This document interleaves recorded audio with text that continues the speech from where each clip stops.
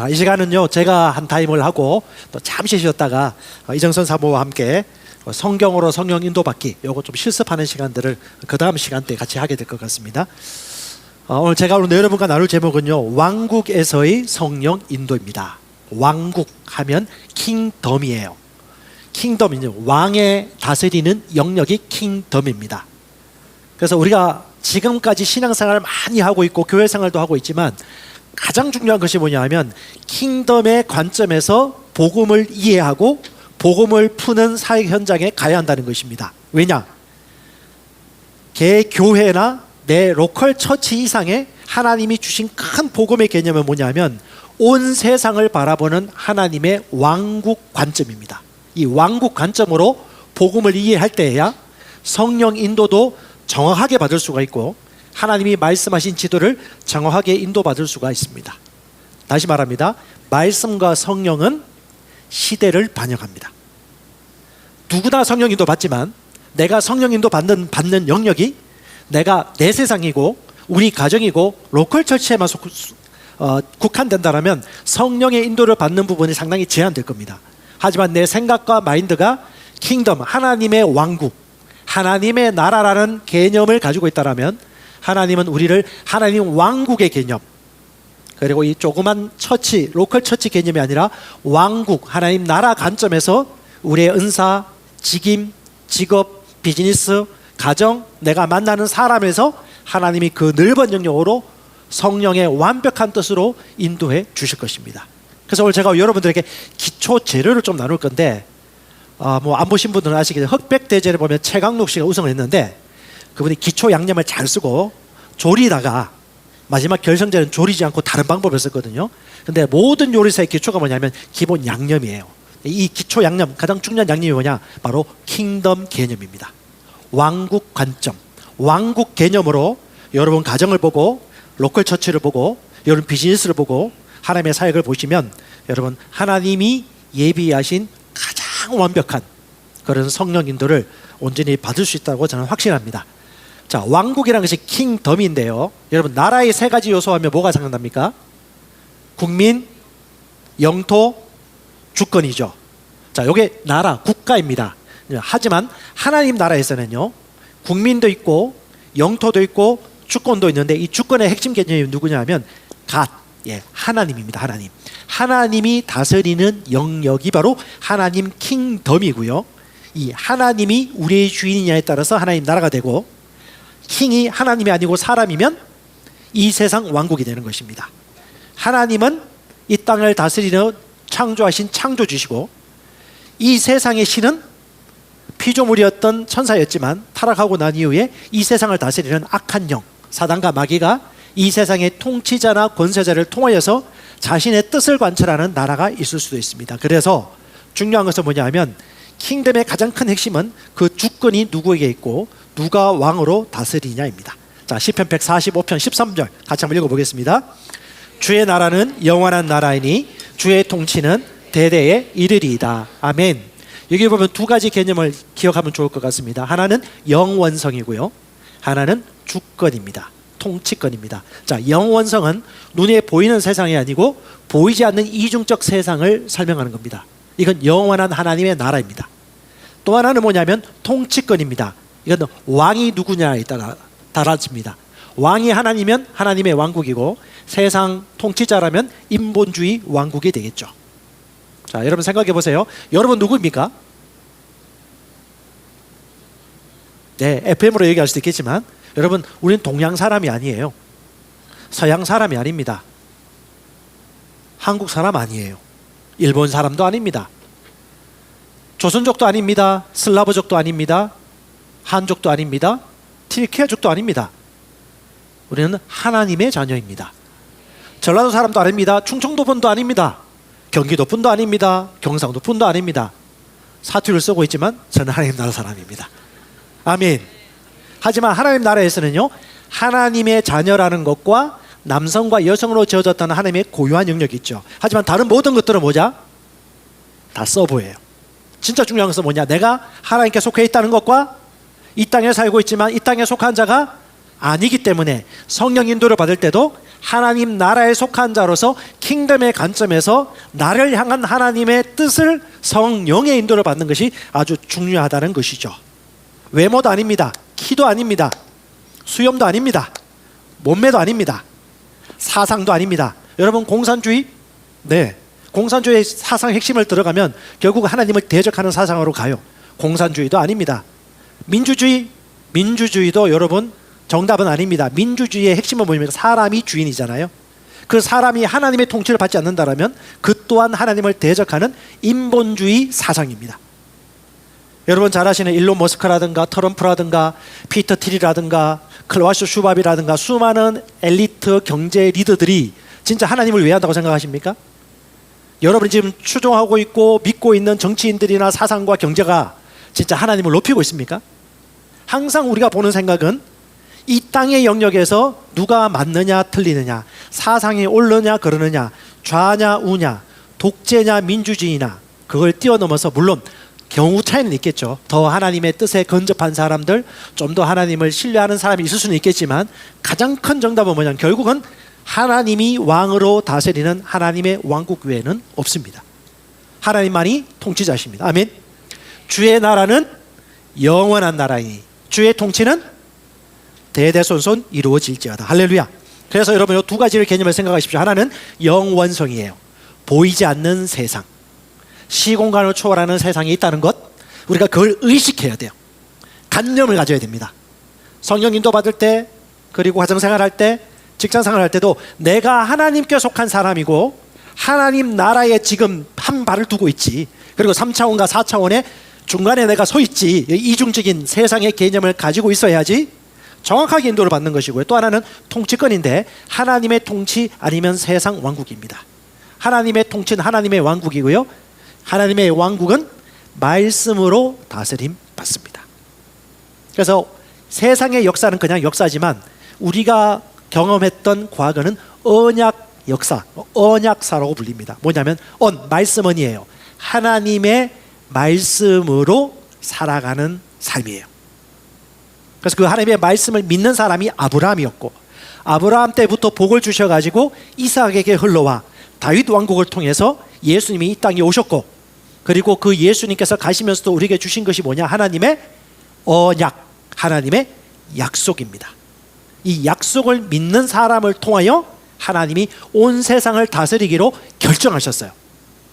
그래서 하나님의 왕되심을 이 땅에 나타내고 하나님만이 높임받고 찬양받기에 합당하도록 우리가 모든 삶의 영역에서 하나님의 복음을 전파해야 되는 것입니다. 그래서 복음은 왕국의 복음이고 성령 인도는 왕국 백성으로서 인도받아야 하는 것입니다.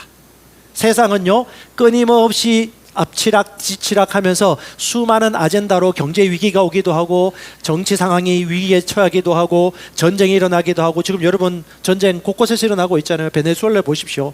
이란과 이스라엘 관계를 보십시오. 러시아와 우크라이나 전쟁을 보십시오.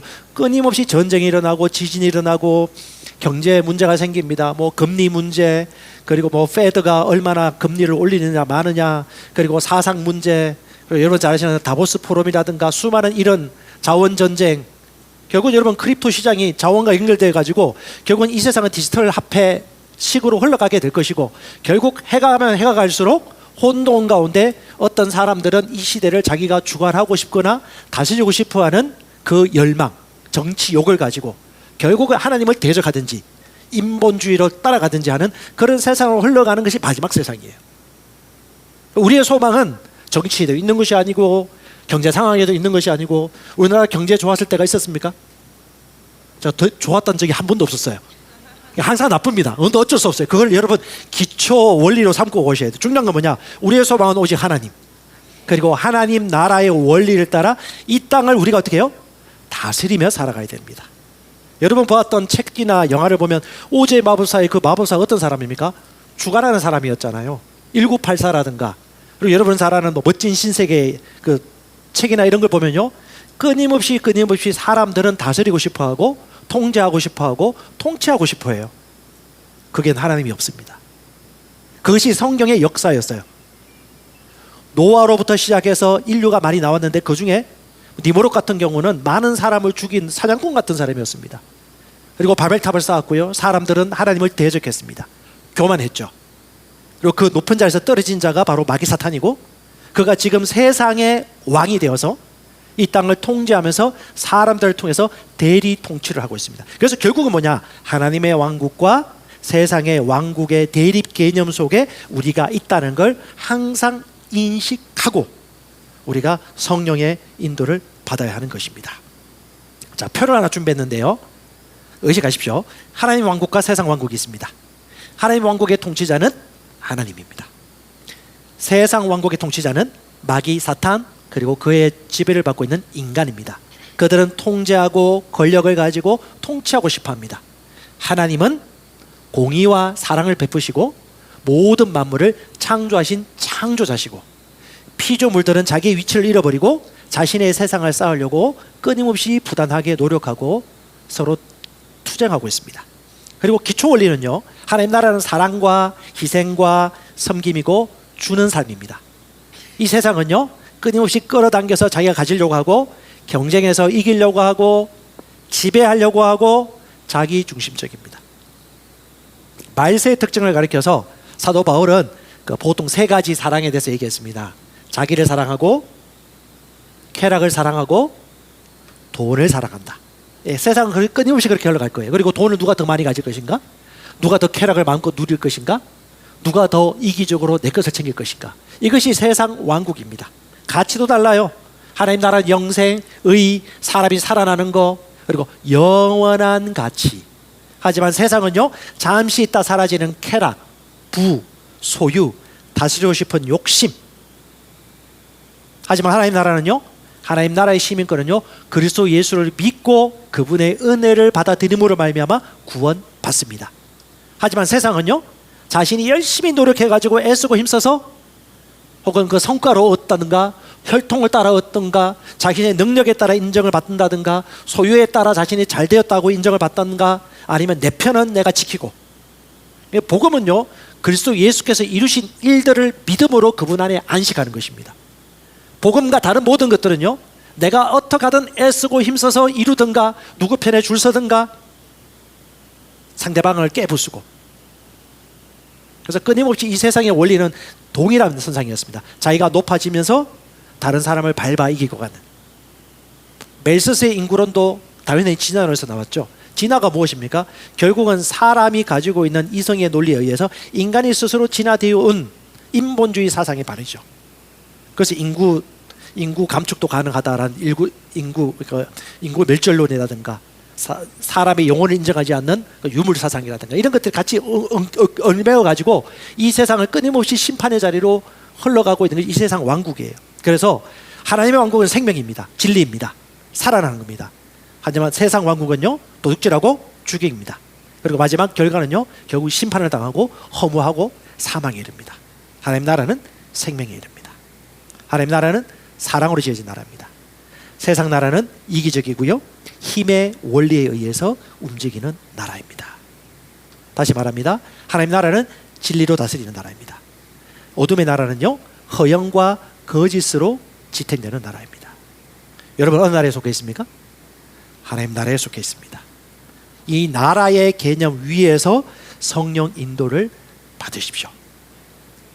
우리는 그저 그렇게 살아갈 인생이 절대 아닙니다. 그래서 하나님이 이 땅을 다스리는 원리는 말씀하신 하나님의 약속, 언약입니다.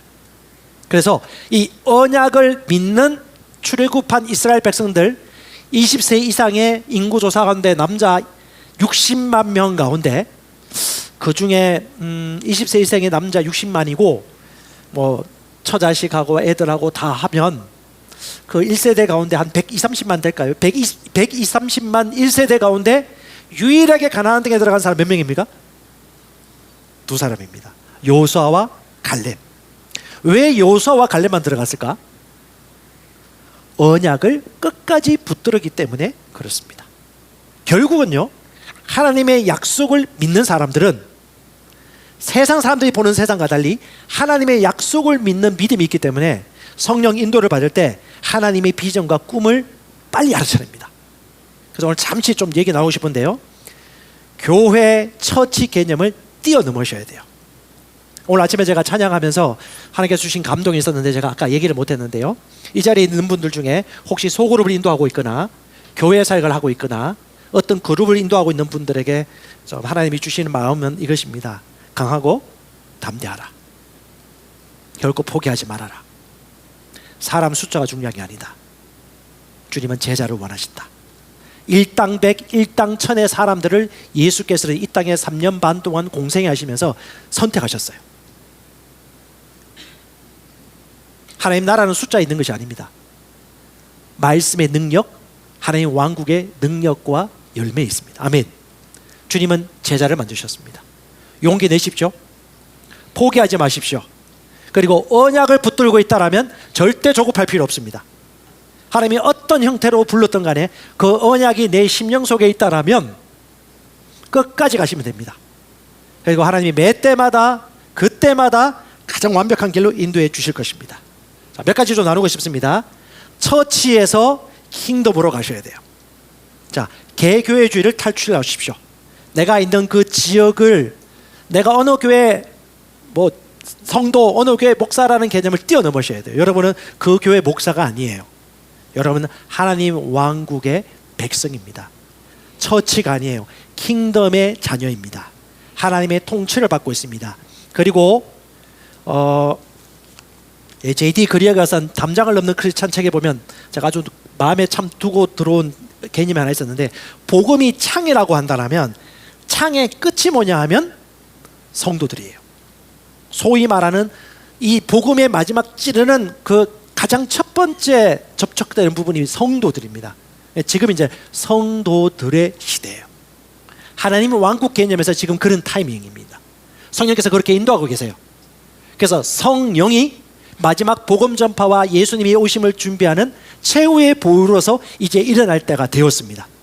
그 지금 있는 신약교회 지도자들이나 목자들은 뭐냐? 그런 사람들을 훈련시키고 보내고 세워지는 일들로 인도받는 것이 당연한 것입니다. 하나님이 지금 마지막 때 그런 추수할 때가 되었고요. 지금 태국 같은 경우도 이주 노동자들이나 이런 분들에게 복음을 전하면요, 태국 지방도 마찬가지지만 예전에는 30% 40% 초청한 사람이 있으면 예수님을 영접했는데 지금은 80% 90% 이상이 바로바로 예수님을 영접한다고 합니다. 하나님이 물어있는 추수의 때가 된 것이죠. 누구를 통해서? 성도를 통해서. 할렐루야. 그런 때가 되었어요. 하나님이 지금 그런 방향으로 인도하고 계세요. 그리고 그들을 지도하는 신약의 감독들을 세우고 계시고요. 그러니까 여러분, 한 곳에 많이 모이는 집합소가 아니고 소위 말하는 성도 리더들이나 말씀과 능력의 사역을 감당하는 수많은 사람들이 곳곳에서 일어나는 시대가 되었다는 것을 이제 체감하고 우리 심령의 의식으로부터 인정을 해야 됩니다. 그것이 성령 오늘 인도받는 데 아주 중요한 부분이고요. 그 다음에 종교의 담장을 뛰어넘어야 됩니다. 교회는요, 한 곳에 모이는 지역교회가 아니고 가정에서도 비즈니스에서도 정치, 정부와 또 문화, 예술 모든 분야에서 우리가 하나님의 왕국을 이루어가는 자로 부름 받았습니다. 이게 그냥 관념과 이론이 아니에요. 가정에서도 하나님의 교회가 일어납니다. 직장에서도 하나님의 교회로 모입니다. 이걸 이제 예전에는 그냥 이론으로 받아들였지만 no. 선교사님만 선교사가 아니에요. 성경에는 선교사라고 얘기하지 않아요. 성경에서는 모두가 선교사였고 사도들이 세운 교회는 많지 않았어요. 성도들이 가서 세운 교회가 대다수였습니다. 그리고 그들이 가는 곳들마다 하나님이 놀랍도록 역사하셨고 바울은 그렇게 세워진 교회들을 감독하고 도와주고 격려하고 세워주었습니다. 하나님이 지금 그렇게 일을 하고 계세요. 학교가 지금 인본주의 인본주의 교육에 몸살을 앓고 있습니다. 가정이 지금 분열되고 있습니다. 부부간의 사랑이 무너지고 있습니다. 나라와 민족도 끊임없이 자신의 이론과 자신의 이익을 탐하기 위해서 끊임없는 정략 싸움을 하고 있습니다. 언론과 미디어도 보십시오. 자신의 아젠다, 자신의 노력, 자신을 높이고 자신을 높이고 자신을 자랑합니다. 하나님을 찬양하는, 경외하는 그런 예술과 음악들이 별로 없습니다. 이 모든 영역에 하나님의 나라가 임할 때입니다. 주님의 통치가 임할 때입니다. 아멘. 그래서 하나님은 지금 왕과 제사장을 이 땅에 세우길 원하세요. 왕의 개념은 뭐냐? 이 땅에서의 재정과 비즈니스 영역에서 말씀으로 다스리는 사람. 제사장은 누구냐? 그 세상과 하나님을 가교육하면서 그들에게 말씀을 가르치고 훈련하고 파송하는 일들을 하는 사람. 그래서 이제 왕과 제사장의 역할을 저희가 모두 맡았음에도 불구하고 어떤 사람은 왕의 역할을 더 우선적으로 하는 부르심이 있는 사람이 있고 어떤 사람은 제사장의 역할을 더 온전히 하는 부르심이 있는 사람이 있고요. 또 때가 되어지면 온전히 풀타임으로 제사장의 역할을 하는 사람이 있을 수 있고 또 어떤 사람은 왕의 역할을 하면서 통치하실 수 있도록 자본과 재정을 통해서 사람들이 세워질 수 있도록 후원하고 세울 수가 있습니다. 우리 모두가 선교지고 우리 모두가 선교사입니다. 주님을 찬양합니다. 지금 세상이 바뀌고 있어요. 뭐 이 자리에 오셨는지 모르겠는데요. 킹덤 필드 처치가 얼마 전에 개척이 되었습니다. 동탄에 건물을 해가지고 임대하셨는데 이분은 일반 직장에서 아주 오랫동안 장기 근속하시면서 인정받는 분이셨어요. 그 최고의 유명 대기업에서 인정받는 분이시니까 얼마나 성실하고 얼마나 스마트하셨겠어요. 근데 이분이 하나님의 부르심을 받아가지고 말씀을 알고 따르는 사람들이 수십 명이 모인 겁니다. 뭐 안 하려고 해서 할 수밖에 없어요. 왜? 다른 사람이 있는데. 그래서 동탄에다가 요번에 건물을 임대해가지고 요번에 새롭게 이 NCM 안에 교회 하나가 개척이 되었습니다. 그분이 만났던 모든 사람들, 그 부부를 통해 세워지는 사람들이 많이 일어나고 있어요. 근데 그 사람들이 어떤 사람들이냐? 성도들입니다. 무엇이 그 안에 있을까? 복음이 있죠. 복음의 능력이 있죠. 본질이 있습니다. 그게 뭐냐? 바로 새가족밥 메시지, 양육밥 메시지, 딴 것이 없습니다. 기초복음. 기초복음은 낮은 단계의 복음이 아닙니다. 최고의 복음인데 그 복음의 깊이 안으로 계속해서 우리가 들어가는 것이죠. 그래서 우리가 저도 마찬가지고 여러분도 마찬가지고 내가 새가족밥을 하고 있거나 침례를 받게 하거나 성찬을 한다든가 성령 받고 방언을 말하도록 하는 현장을 가지는 것은 뭐냐? 하나님의 왕국을 확장시키고 있는 최일선 현장에서 왕과 제사장으로 잘 걸어가고 있는 모습입니다. 할렐루야. 주의 나라가 확장될 때가 되었습니다. 아멘. 그래서 성령님도 받아야 됩니다. 어떻게 성령께서 가장 좋은 전략을 주실 것이고 내게 있는 권위와 능력이 무엇인지를 그분께서 알려주시거든요. 그래서 여러분 왕국의 개념을 장착하십시오. 처치에서 킹덤으로. 누가복음 16장 얘기합니다. 율법과 선지자는 요한의 때까지요. 그 후부터는 하나님의 나라의 복음이 전파돼요. 사람마다 그리로 진입한다. 킹덤. 왕국 복음입니다. 잠언 24장 3절의 패션 번역인데요. 같이 한번 읽어볼까요? 지혜로운 자들은 모든 일으키는 자들이라. 그들은 가정과 사업과 공동체를 세우고 지식과 통찰력을 사용함으로 기업을 창설하여 오래도록 보존하는도다. 그들의 노련한 지도력으로 말미암아 사람들의 마음은 지혜의 보물과 영적 풍요의 복락으로 가득 차도다. 아멘. 제가 중보 기도하는데 우리 교회 성도 중에 한 분이 생각이 났어요. 근데 그분이 사업하시는 분이거든요. 근데 좀 특별했어요. 뭐가 특별하냐? 자기 게 없어요. 하나님의 나라와 영혼을 위한 마음을 가지고 사업을 하시는데 자신은 젊은 창업가들이 청년 세대 창업가들이 많이 나왔으면 좋겠다라고 해서 자신의 재정을 많이 투입해가지고 청년 창업가들을 훈련시켜가지고 스스로 자본 영역에서 다스림 받는 자가 아니고 다스리는 자로 처음부터 다스리는 자의 경영 수업을 받아가지고 글쎄 예수의 복음을 전파하는 영향력을 미치는 자가 되었으면 좋겠다라는 마음으로 하는 그분이 갑자기 제 마음속에 계속 떠올라가지고 아니 그분이 계속 떠오르니까 어떻게 해요? 그분을 위한 성령 인도를 받아야지. 그래서 기도를 하는데 그분을 향한 하나님의 말씀이 제게 막 주어지시더라고요. 그러니까 하나님께서 우리에게 주시는 마음이 뭐냐? 하나님의 마음을 기쁘게 하는 그 흐름을 따라가면 성령께서는 아주 창의적인 방법으로 그리고 사람을 붙여주시고 방법을 보여주시고 예언의 말씀을 전해주십니다. 아멘. 하나님께서 뭐라고 말씀하셨어요? 하나님의 예언은 사사로이 풀 것이 아니니 이것은 사람의 뜻으로 낸 것이 아니고 하나님의 성령으로 감동하심을 받은 사람들이 누구로부터 받아? 하나님께로부터 받아 말씀하신 것이다. 그러니까 3차원 세계를 주관하는 것이 보이지 않는 하나님의 왕국이고요. 그 왕국을 추구하고 왕국의 개념을 꿈꾸는 사람에게는 그 왕국 클래스의 성령의 인도를 주신다는 거. 그리고 그것에 필요한 자원과 사람을 붙여주신다는 거. 아멘. 네, 지금 청년들 큰 꿈을 꾸십시오. 우리 사업하시는 분들, 직장 혹은 가정생활 하시는 분들도 하나님께서 무엇을 인도하기를 원하십니까? 성령은 우리를 너무 잘 아십니다. 우리가 관심을 가지고 있는 것은 다 관심을 가지고 계세요. 너가 무엇에 관심이 있느냐? 지금 시대가 바뀌었어요. 왕국 백성들이 성령의 인도를 받아 세상 속으로 들어가 세상을 변화시키는 그런 타이밍이 되었기 때문에 왕국에서 성령 인도 받아야 합니다. 지역교회에서 받지 마십시오. 왕국에서 인도를 받으십시오. 마태복음 12장 28절도 말합니다. 내가 하나님의 성령을 힘입어 귀신을 쫓아내는 것이면 하나님 나라가 이미 너희에게 임하였느니라. 하나님 나라가 임했습니까? 임했습니다. 여러분 예수 이름을 사용하면요 말 그대로 어둠의 권세는 도망갑니다. 그래서 여러분 저와 여러분들이 하나님의 인도를 받는 자리에 나왔습니다. 성령 인도를 받음으로 하나님의 나라와 뜻을 이루게 될 것입니다. 먼저 여러분 주님의 양입니까? 양은 목자의 음성을 듣는 게 쉬울까요? 어려울까요? 고백합시다. 너무 쉽다. 진짜 쉬워요. 제가 되면 여러분 돼요. 왜냐? 저는 솔직히 너무 감각적이고 육신적이고 이성적이고 기록된 성경 이외에는 하나님의 성경이 아니라고 아내와 대판 싸운 사람입니다. 성령을 인정을 안 했어요. 성령은 정답은 다 썼지만 전 성령에 대해서 경험한 적도 없고 그냥 개인적으로 기도하다가 목 터지게 기도하다가 하나님이 감동 줘서 울고 회개하고 찬양했던 적은 있지만 성령이 실시간으로 나에게 말씀해 주시고 인도한다는 개념은 저는 하나도 없었던 사람이었습니다. 근데 인고의 시간 동안 성령께서 은혜 베푸셔가지고 성령 인도를 받게 되었는데 여러분 요한복음 10장 27절을 그냥 단순하게 받으세요. 주께서 친히 말씀하셨습니다. 내 양은 내 음성을 들으며. 맞습니까? 내 양은 예수님이 하신 말씀이에요. 내 양은 내 음성을 들으며 나는 그를 알고 그들은 나를 따르느니라. 자, 이 말씀을 보면 뭘 알 수 있습니까? 성령 인도 받는 게 자연스럽다는 거, 성령 인도 받고 순종하는 게 너무 자연스럽다는 거.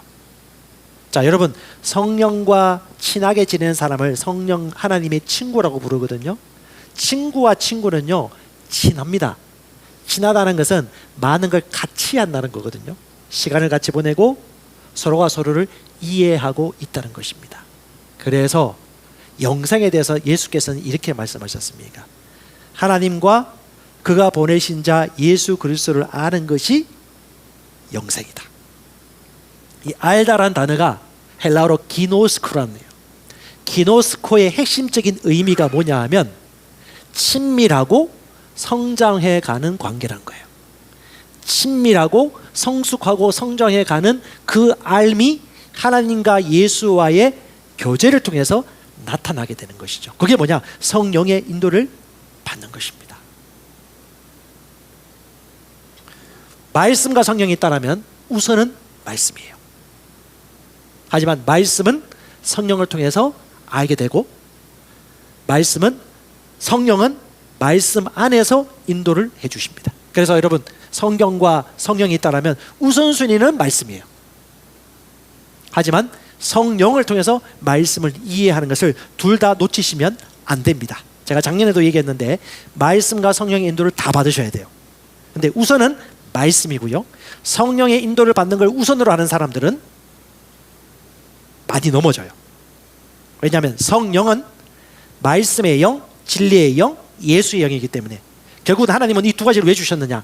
말씀을 통해서 나의 인도를 받을 수 있도록 하나님이 자기의 말을 주셨고 자신의 인도를 우리에게 주신 것입니다. 이 두 가지가 아주 중요합니다. 그래서 저와 여러분들이 더 깊이 그분과 동행하는 친구가 되기로 결단하셨으면 좋겠습니다. 자, 예수님은요 친구를 원하십니다. 자, 여러분 민수기 읽어보시면 아시겠지만 민수기의 그 이스라엘 백성들을 이집트에서 탈출해 나갔던 지도자가 모세였습니다. 모세는 직접 하나님과 대면하는 사람이었어요. 구약시대 사람이었음에도 불구하고 직접 대면하여 나는 그를 알았다, 그는 내 모습도 보았다라고 얘기를 해요. 그런데 모세가 죽으면서 여호수아라는 사람에게 지도권이 위임됩니다. 그런데 이 여호수아는요 모세와 달리 직접 인도 못 받아요.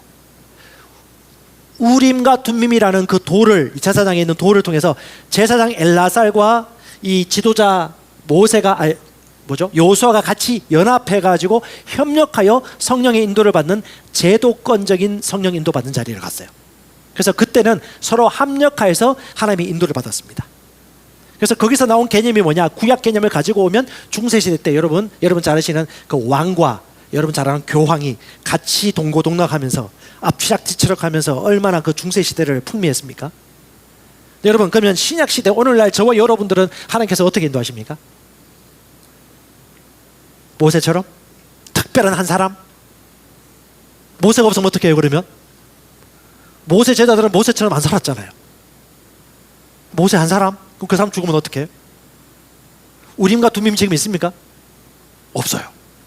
그러면 여러분 신약 시대는 하나님이 어떻게 인도해 주시냐? 요한복음 8장을 가시면 돼요. 요한복음 8장 14절에 그렇게 얘기합니다. 하나님의 영으로 성령으로 인도함을 받는 그들이 곧 하나님의 아들들이다. 하나님은 사람의 영과 더불어 그가 자녀인 것을 증언하신다. 아멘. 이 영이 푸뉴마예요. 성령이든 사람의 영이든 똑같은 단어를 쓰고 있습니다. 헬라어로. 그러니까 하나님의 영과 우리의 영이 교차하는 것이죠. 오늘 여러분 방언으로 기도할 때 방언이 너무 자연스럽습니까? 잘하고 계세요. 근데 오늘 좀 방언 기도하다가 어색하다 하신 분들은 좀 더 하셨으면 좋겠고, 그 다음에 오늘 방언이란 방자도 처음 들어보고 손 드는 것도 난 너무 어색하다 하시는 분들은 여러분 성령의 인도를 받기 위해서는 혼을 뚫어 여러분 영이 활성화될 수 있도록 더 하나님을 갈망하고 영 안에서 하는 기도를 좀 양보하셨으면 좋겠어요. 성령의 인도를 받는 자들이 곧 하나님의 아들들이다. 지금은 여러분 모든 사람들이 구원받았다면 그 모든 사람들에게 하나님은 직접적으로 말씀하시고 인도하시는 하나님이십니다. 그렇게 교제하는 친구를 찾고 계십니다. 아멘. 그래서 여러분들에게 몇 가지 수칙을 5가지만 여러분과 좀 나누고 싶습니다. 오늘 오후에 그 다음 타임에 아내가 이제 LTG 성경 읽기 실습은 그때 할 거고, 저도 실습할까 했는데 시간이 많이 갈 것 같아서 좀 성령 인도받는 부분들은 실습을 오후에 또 다음 시간에 할 거고요. 저는 몇 가지 먼저 원칙 5가지, 킹덤 왕국에서의 성령 인도받는 기본 원칙을 여러분과 좀 5가지만 하도록 하겠습니다. 여러분 하나님과 우리가 친구라는 개념은요, 하나님과 우리가 연결되어 있다는 겁니다. 연결되어 있고 자발적이고 기쁨으로 그분과 교제하고 따라간다는 의미입니다. 그러면서 첫 번째 원칙, 가장 중요한 거, 우리 성도들에게도 우리 자녀들에게도 우리 청년들에게도 꼭 얘기하고 싶은 거, 주님을 갈망하라. 성령은 인격이십니다. 찾으면 만나주고요, 원하면 보여줍니다. 주님은 사랑이 뭔지 아세요? 사랑은 사랑하는 것입니다. 진심을 알아요. 사랑하는 척하는 것인지 진짜 사랑하는 마음을 가지고 계신지 성령은 사람의 마음을 다 아십니다. 아마 이 자리에 있는 여러분들도 여러분 마음이 지금 하나님을 사랑하는지 아니면 중간에 거리를 두고 있는지 다 아세요. 자, 예레미야 29장 13절 말씀합니다. 너희가 온 마음으로 나를 구하면 나를 찾을 것이요. 주님은 온 마음을 원하세요. 온 마음으로 나를 구하면 나를 찾을 것이요 나를 만나리라. 여러분도 그랬겠지만 대학생 때도 마찬가지고 저는 하나님을 갈망했었습니다. 아침마다 조그만 오토바이 타고 새벽기도 가면서 넘어서 죽을 뻔하기 한 적도 있고, 그럼에도 불구하고 그게 얼마나 좋습니까? 하나님이 너무너무 사랑하니까.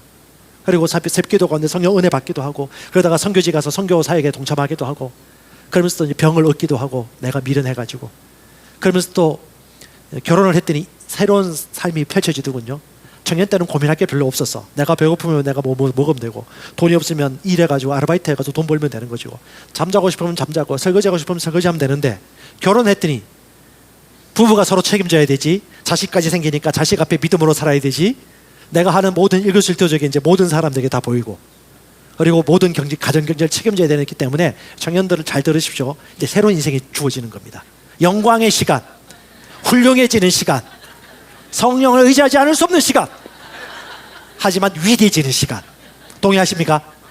할렐루야. 결혼하십시오. 훌륭해집니다. 결혼하고 난 다음에 어떻게 해요? 야, 오는 그 시련이 청년 때는 한두 가지였다라면 어른 되고 나니까 30까지 40까지 막 오지 않습니까? 이제 뭐 시댁 식구에다가 친정 식구에다가 시동생에다가 뭐 형제에다가 뭐 끝이 없잖아요. 뭐 결혼하니까 이제 시가족 뭐 친정가족 4명의 어른을 또 모셔야 되고, 그때는 남녀만 서로 좋아하면 됐는데 모르지 청년들 잘. 그런 일들이 벌어지는데 그 가운데 어떻게 해요? 하나님 앞에 있는 내가 성령의 인도를 받으며 살아갈 수밖에 없죠.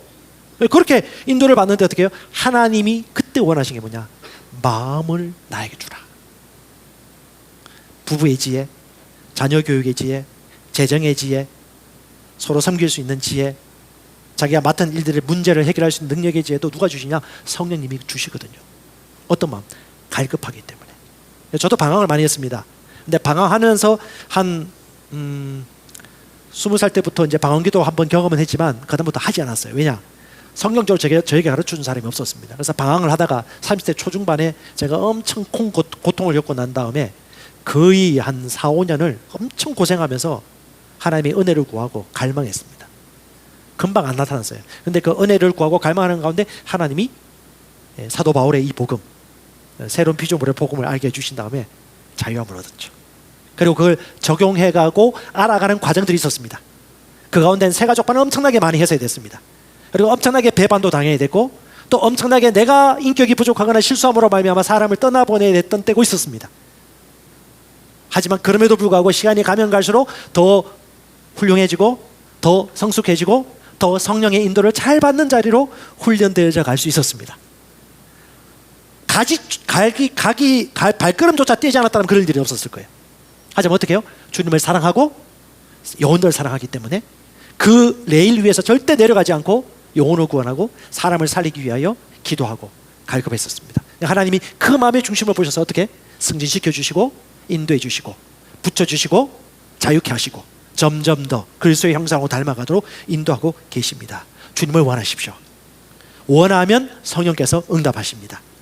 요즘은요, 원하는 사람이 반, 원하지 않는 사람이 반인 것 같아요. 하나님 먼저 원하는 게 뭐냐? 원하라는 겁니다. 선택하라는 거예요. 사도행전 13장에 보면 하나님이 다윗을 찾아냈다고 말합니다. 다윗을 왜 찾았을까요?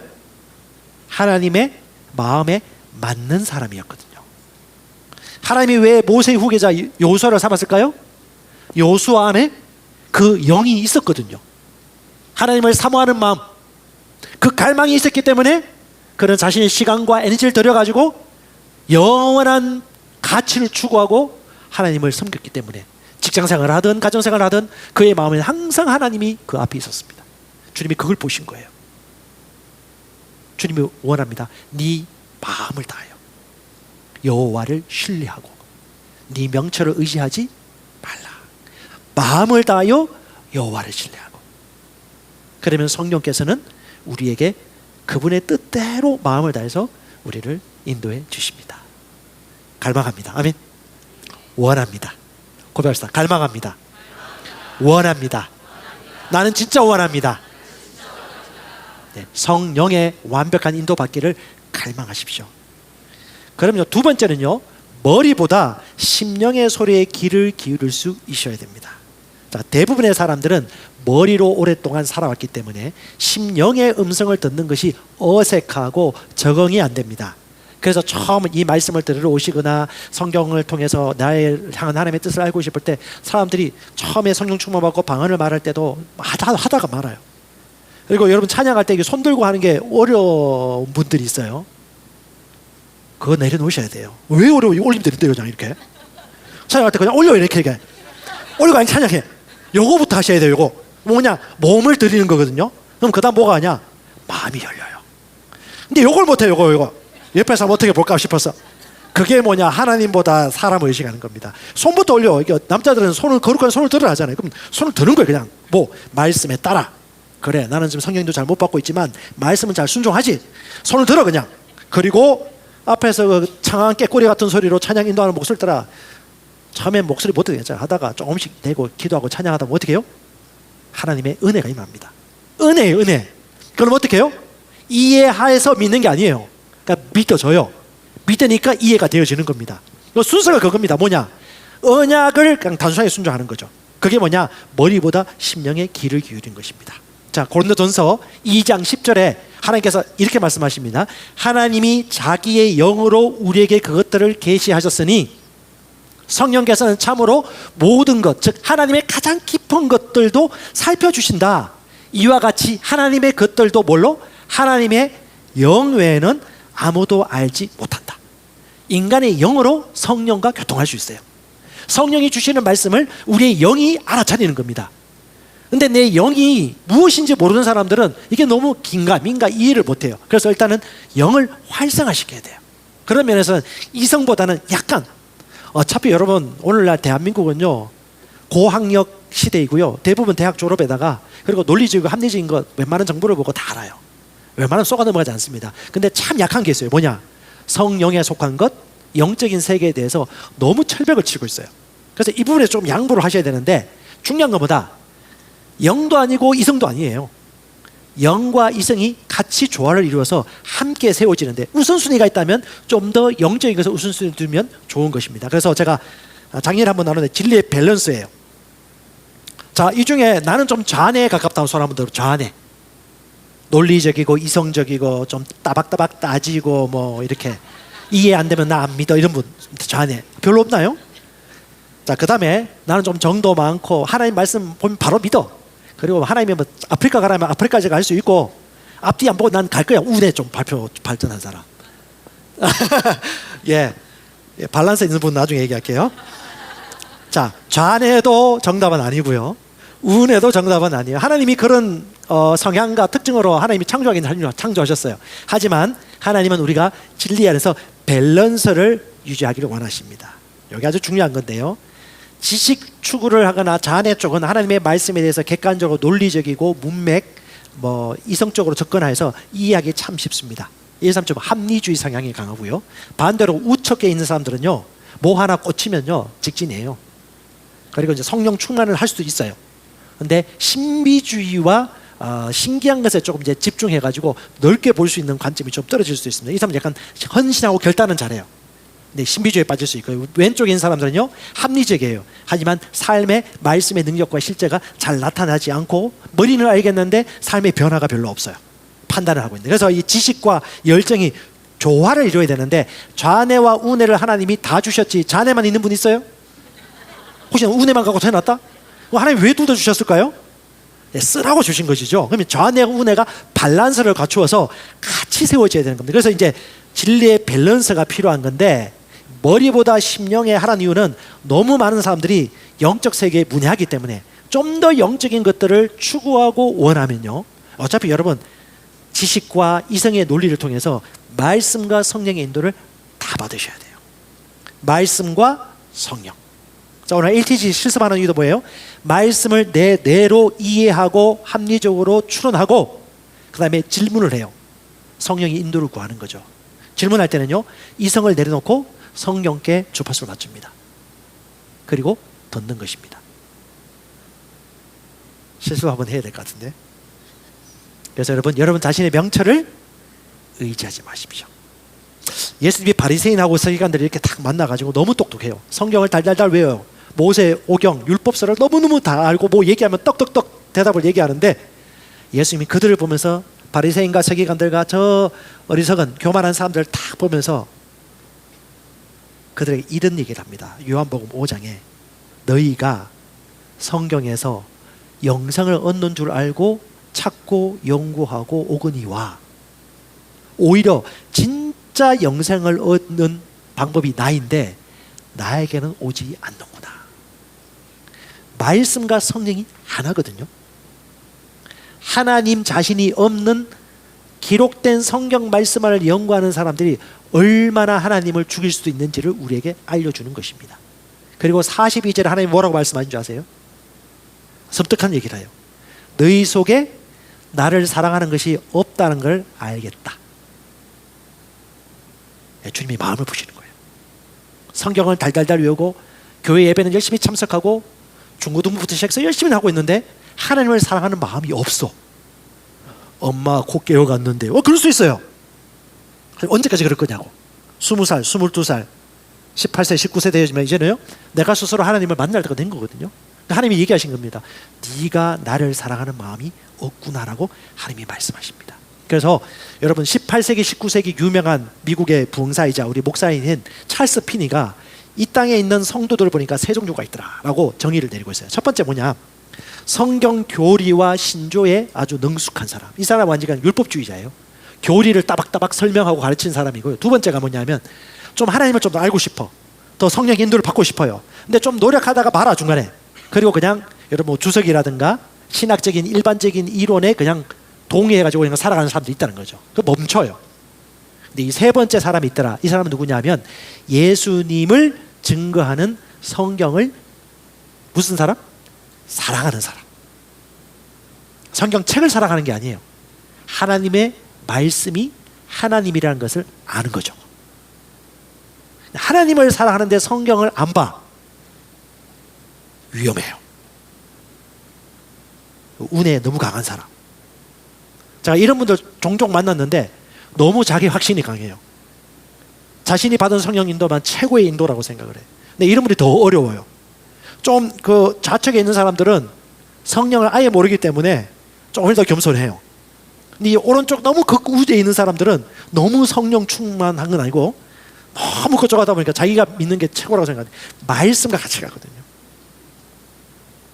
그래서 중요한 건 뭐냐? 하나님을 진짜 경외하고 사랑하는 사람은 하나님의 성경을 사랑하고 신뢰를 담아 뭐 한다? 연구하고 공부를 한다. 자, 뭐 시간이 빨리 가네요. 자, 표를 하나 준비했습니다. 합리적 이성주의가 있고요. 말씀과 성령의 조화가 있습니다. 자, 지성과 신앙적인 면에서는요, 이해되지 않는 것을 믿기 어려워.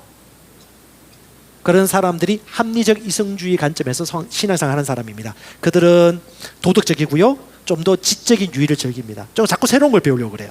근데 삶에서 행하진 않습니다. 말씀과 성령의 조화는 말씀을 믿지만 믿음으로 이해가 되는 사람들입니다. 믿고 이해가 돼요. 그들의 유일한 기준은 성경이고요, 그리고 영적인 무분별함을 경계합니다. 그다음에 사회 참여에 있어서 약간 합리적인 사람들은 윤리, 사회 정의, 도덕, 기독교 교리를 강조합니다. 하지만 밸런스가 있는 사람은요, 말씀의 역사와 성령의 임재를 추구하면서 이 땅에서의 사회 정의라든가 하나님의 의가 이루어질 수 있도록 인도받고 살아갑니다. 논리적인 사람들은요, 논리적인 강연 형태의 메시지를 좋아합니다. 하지만 말씀과 성령을 좋아하는 사람은 말씀이 말하는 살아있는 생명의 말씀, 그 성령이 계시하는 말씀들을 사모하고 원합니다. 뭐 나머지 부분은 여러분 좀 읽어가시면 좋을 것 같아요. 핵심은 뭐냐? 합리적인 사람은 신앙을 설명해라. 설명하지 않으면 이해 안 되면 안 믿겠다 라고 하지만, 말씀과 성령의 조화를 이룬 사람은요, 믿고 경험하는 사람입니다. 그들은 말씀 하나하나를 정확하게 바라봅니다. 그래서 여러분, 머리보다 심령에 하나님의 음성을 듣도록 여러분 내어드리시기 바랍니다. 세 번째, 지각을 훈련하는 것입니다. 자, 지각. 이건 뭐냐면 성령 음성을 듣는 훈련인데, 이게 처음 하시는 분들은 좀 낯설 수가 있는데요, 뭐 갑자기 떠오르는 생각들이 있어요. 갑자기 하나님이 주시는 마음과 감동이 있습니다. 제가 오늘 아침에 찬양하다가 교회 개척자들이나 사역하시는 분들에 대한 하나님의 마음이 내 마음에 일어나가지고 제가 그 메시지를 전했는데요, 갑자기 뭐 어떤 장사하는데 계약을 이루어야 되는데 갑자기 이 사람과 계약하고자 하는데 마음이 불편한 마음이 올라요. 그럼 어떻게? 성령의 음성일 수도 있습니다. 그래서 계약을 좀 더 지연한다든가, 내가 오늘 데이트하러 만나서 1대1로 딱 맞선을 봤는데 마음과 느낌이 좀 찝찝하고 좀 시원하지 않아. 그러면 이 남자 이 여자가 아닌 거예요. 그런 부분도 또 우리가 인도를 받을 수가 있습니다. 어떤 사람 만났는데 갑자기 저 사람에게 뭔가 내가 어떤 것을 주고 싶은 마음이 생겨요. 그래서 그 사람의 필요에 따라 목적 헌금을 했는데 그것이 그 사람이 진짜 필요한 재물과 기도 제목일 수도 있다는 것입니다. 하나님이 그렇게 인도해 주시거든요. 대부분 그것들은 판단하기보다는 좋은 신호, 긍정적인 신호를 한다는 것입니다. 자, 한번 눈을 한번 감아보십시오. 자, 여러분 한 사람을 떠올리십시오. 옆에 있는 사람도 괜찮고요, 여러분 알고 있는 그 사람이 괜찮습니다. 자, 이렇게 물어보십시오. 하나님, 이 사람에게 어떤 말씀을 하고 싶습니까? 그리고 들으십시오. 주님 무엇을 말씀하시겠습니까?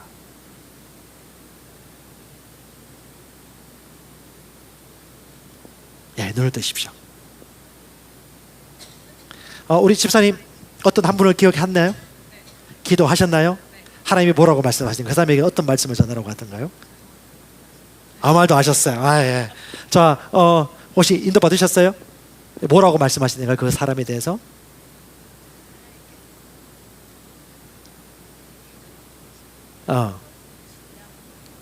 하나님께서 계획을 갖고 계시고 그 계획을 신뢰하고 걸어가라고 말씀하셨습니다. 자, 여러분 안 들릴 수도 있어요.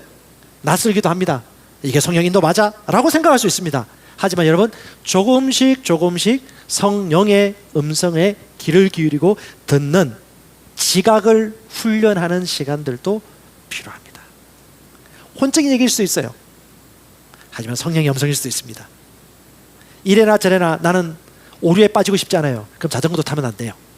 자동차도 타면 안 됩니다. 사고 나면 어떻게 해요? 자전거 타고 다 넘어져서 다리 부러지면 어떻게 해요? 처음부터 완벽한 것은 없습니다. 신학자들만 성경 연구하는 거 아니에요? 무슨 소리 합니까 지금? 내 안에 계신 성령이 진리의 영이고 말씀을 가르쳐 주시는 영이신데, 아멘. 인도 받으십시오. 훈련하십시오. 오늘 여러분 노트에 적는 것도 뭐예요? 성령이 주시는 음성을 내가 신뢰합니다 라고 인도받는 건데, 물론 틀릴 수도 있어요. 허무맹랑할 수 있습니다. 하지만 여러분들에게 옆에 믿음의 사람들도 있고, 또 여러분들이 그렇게 시도할 때 그 첫 출발이 그렇게 되어지면요, 성령의 인도를 받는 게 아주 쉬워집니다. 제가 되면 이거 다 됩니다. 진짜 훈련하십시오. 제가 되면 다 됩니다. 아침에, 저녁에, 잘 때, 개인적으로 기도할 때, 찬양하고 경배할 때 하나님이 어떤 사람을 떠올리게 한다든가 그 사람을 향한 필요를 여러분에게 보여주실 수 있어요. 그걸 여러분 즉시 실행하시고 따라가시기 바랍니다. 자, 네 번째는요, 멘토와 공동체의 확증이 아주 중요하다는 겁니다. 자, 내 천장의 깊이는요, 그리고 나를 지도하는 멘토가 없으면 천장은 낮습니다. 하나님이 일하시는 방식은 하나님이 모세에게 말씀하셨고, 모세는 요수아와 이스라엘 백성들에게 지도하고 말씀해 주었습니다. 이게 하나님의 원칙이에요. 나를 객관적으로 볼 수 없을 수가 있기 때문에 성령의 인도를 잘 받는 영적인 멘토나 공동체가 아주 중요합니다. 이걸 따로 빠져서 혼자 그렇게 질주하는 사람들 같은 경우는 성장이 한계가 있습니다. 자, 잠언 20장 18절은 말합니다. 모든 목적한 바가 의논함으로 굳게 세워지나니 좋은 충고를 가지고 전쟁할지니라. 두세 정인의 입으로 말마다 확정하게. 잘못한 것도 그 사람 말만 듣지 말고 두세 정인의 말을 통해서 확인을 하듯이, 성령의 인도를 받는 것도 내가 인도받지만 나를 지도해 주는 분의 리더십과 조언을 받는다라면 더 온전하게 쉽게 하이웨이에서 믿음으로 달려갈 수가 있습니다. 저도 이제 저희 아내도 인도받는 가운데 이것이 그러한가 하여 좀 고민되어진 부분들이 있으면 우리 목사님 사모님에게 물어보고 인도받기도 합니다. 마찬가지입니다. 저희들의 지도를 받는 분들도 저희로부터 인도를 받고 그분들에게 우리가 가지고 있는 지혜를 나눠주기도 합니다. 근데 참 놀라운 것은요, 하나님이 이렇게 두세 사람이 같이 함께하여 하나님 나라를 구하고 같이 연합할 때 성령께서 가장 좋은 열매를 맺게 하고, 독야청청 혼자 가는 사람들은 많은 문제가 생기기도 하고 상당히 한계가 있다는 것을 보았습니다. 여러분, 하나님이 주신 질서와 이 지혜를 취하십시오. 아멘. 자, 마지막으로요, 킹덤의 인도를 받는 것입니다. 왕국 인도. 뭐냐면 하나님 나라 관점에서 주시는 메시지가 있다면 들은 즉시 행동하라는 것입니다. 자, 사도행전 8장에 보면 성령이 빌립 집사에게, 성도입니다, 빌립 집사에게 갑자기 이디오피아 내시가 있는 그 수레로 가까이 가서 말씀을 전하라고 감동을 주시는데, 자, 여러분 사도행전 8장 29절에 이게 어떻게 얘기했는지 나옵니까? 직접 사람의 음성으로 얘기했나요? 아니면 선지자가 와서 대신 얘기해 줬나요? 아니면 갑자기 입이 나타나서 말했나요? 정확하게 나오진 않아요.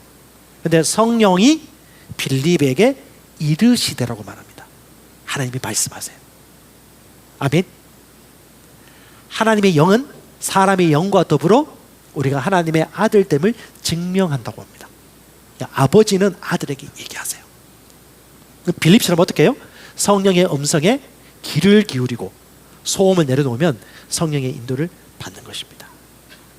자, 성령 인도는 세상을 떠나 독야청청 깊은 인도를 받는 게 아니고, 성령의 인도는, 특별히 킹덤에서의 성령 인도는 세상 속에서 하나님의 지혜를 통해 세상을 변화시키고 영향력을 미치는 인도하심을 말하는 겁니다. 하나님은 이렇게 우리를 인도하고 계십니다. 골로새서 3장 16절 17절에도 그래야 우리 안에 뭐가 필요하냐? 말씀이 필요해요. 말씀이 가득하여 풍성이 거하여 모든 지혜로 서로 가르치고 건면하고, 그 다음에 무엇을 하든지 말에나 일에나 다 주 예수 이름으로. 그러니까 모든 것이 다 하나님 왕국의 인도를 받는 일상인 거예요. 주일이 주일이 아닙니다. 모든 날이 주일이고요. 11시가 예배가 아닙니다. 모든 시간이 예배이고, 그리고 특별히 뭐 안수 받은 신학교 나온 사람만이 성직자가 아닙니다. 우리 모두가 성직자이고 제자이고 우리 모두가 선교사라는 이런 메시지와 관점을 가지고 여러분 성령 인도받기를 주님이 원하십니다. 이 세상엔 두 가지 선교 접근이 있어요. 하나는 내재적 접근, 하나는 선교적 접근이라는 말이 있어요. 이게 선교학자들이 얘기한 건데, 오라 오라 하는 건 내재적 접근이에요. 가라 가라 하는 건 선교적 접근이에요. 이게 학자들이 정한 개념입니다. 이 두 가지 다 필요해요. 우리가 탁월하고 열정적으로 잘 살아가지고 사람들이 우리의 매력을 느끼고 와서 우리에게 와서 하나님의 살아계심을 경험하고 도움받을 수 있습니다. 하지만 더 우선적으로 해야 될 것은 뭐냐면, 가서 직장이든 가정이든 사업체이든 비즈니스든 간에 그곳에서 하나님의 나라의 복음이 증거되어지고 모임이 할 수 있을 정도로 주께서 그런 왕국들이 곳곳에 이어지기를 원하십니다. 성경에서 그렇게 인도하실 거예요. 다시 말합니다. 성경에서 그렇게 인도하실 거예요. 숫자 비교하지 마세요. 성령이 말씀이 얼마나 복음으로 능력으로 역사하고 있냐, 그리고 그 말씀에 반응하는 제자가 몇 명 있느냐. 지금까지는 모여지는 숫자에 따르면 진짜 킹덤 빌더의 성공의 기준은 뭐냐? 모이는 숫자가 아니에요. 보낼 수 있는 숫자, 예수의 복음을 담대하게 증거할 수 있는 숫자, 제자를 만들 수 있는 숫자, 이것이 바로 하나님의 성공의 기준이고, 그 다음에 뭐예요? 내가 있는 생업 현장에서 교회로서 살아가는, 그것이 바로 하나님이 기뻐하시는 왕국 모습입니다.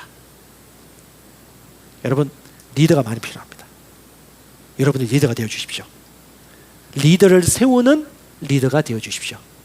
성령의 인도를 받으면 받을수록 하나님께서 이런 방향으로 인도해 주실 것입니다. 구원하고 침례 베풀고 성찬하는 일들이 그냥 자연스럽고 아무 어려움도 없어요. 너무 신납니다. 제자를 만들고, 가정에서 자녀를 제자로 키우십시오. 우리는 딸 보고 딸이라고 안 합니다. 자매님. 남편 아내한테도 여보가 아니에요. 여보 이상이죠. 왜냐하면 뭐 그런 얘기야. 우리가 나중에 하늘나라 가면 남편은 남편의 목, 아내는 아내의 목, 자식은 자식의 몫이 있는데 그게 맞거든요. 그럼 어떻게 해요? 성령이 각 사람에게 주신 부르심의 소망을 어떻게 이루어갈 것인가, 이게 가장 중요하지 않겠습니까? 성령의 인도를 받는 자들이 하나님의 아들들이라. 놀랍지 않습니까? 기대됩니다. 오늘 여러분 이 황금 같은 토요일 날 주말에 이 자리에 오셨다는 것은 하나님을 사랑하고 성령 인도를 받기 위해 이 땅에 오신 것을 믿습니다. 하나님이 여러분의 그 갈망에 합당한 응답을 이 시간을 통해서 반드시 주실 것입니다. 아멘.